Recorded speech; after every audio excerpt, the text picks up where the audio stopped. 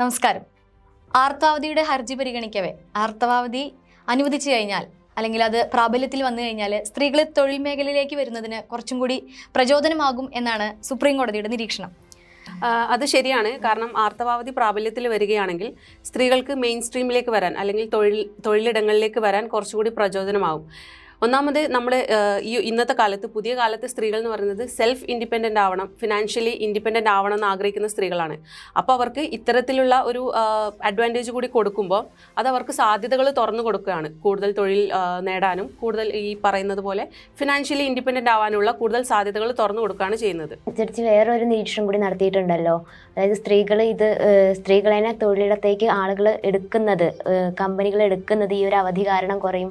മാസത്തിൽ 1-2 ദിവസം cash leave കൂടാതെ തന്നെ ഇവർക്ക് വീണ്ടും ലീവ് അനുവദിക്കണം എന്ന് വരുന്ന ഒരു സാഹചര്യത്തിൽ സ്ത്രീകളെ പൊതുവെ ഇതിലോട്ട് ചൂസ് ചെയ്യാൻ കുറയും എന്നുള്ളൊരു അവസ്ഥ കൂടി നിൽക്കുമ്പോൾ ഇത് സ്ത്രീകളുടെ പ്രാതിനിധ്യം കുറയ്ക്കുകയല്ലേ ചെയ്യുക എന്നുള്ളൊരു ആശങ്ക കൂടി പ്രകടിപ്പിക്കുന്നുണ്ടല്ലോ.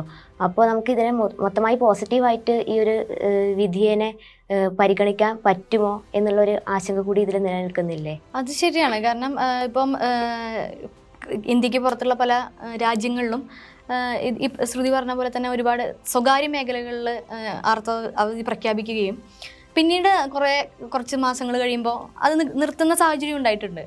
അപ്പം അങ്ങനെ ഒരു ആശങ്ക സുപ്രീം കോടതി പ്രകടിപ്പിച്ചതിലും തെറ്റില്ലാതില്ല. സുപ്രീം കോടതി സംസ്ഥാന സർക്കാരുകൾക്ക് തീരുമാനിക്കാം എന്നുള്ള ഒരു ഓപ്ഷനും കൂടി വെച്ചിട്ടുണ്ട്. പക്ഷെ അതേസമയം തന്നെ കർണാടക, ഒറീസ പോലുള്ള സംസ്ഥാനങ്ങളിൽ ഇതിനെക്കുറിച്ചിട്ട് നല്ല രീതിയിൽ തന്നെ ചർച്ച നടത്തുന്നുണ്ട്. കേരളത്തിൽ അത് നടന്നിട്ടുണ്ട്, പല സ്ഥലങ്ങളിലും മാധ്യമ സ്ഥാപനങ്ങളിൽ നടന്നിട്ടുണ്ട്. സർവകലാശാലകൾ ഔദ്യോഗികമായിട്ട് ആർത്തവാവധി പ്രഖ്യാപിച്ചിട്ടുമുണ്ട്. എല്ലാ ജെൻഡേഴ്സിനെയും ഉൾക്കൊള്ളിച്ച് മുന്നോട്ട് പോകുമ്പോഴാണല്ലോ നല്ലൊരു വർക്കിംഗ് അറ്റ്മോസ്ഫിയർ ഉണ്ടാവുന്നത്.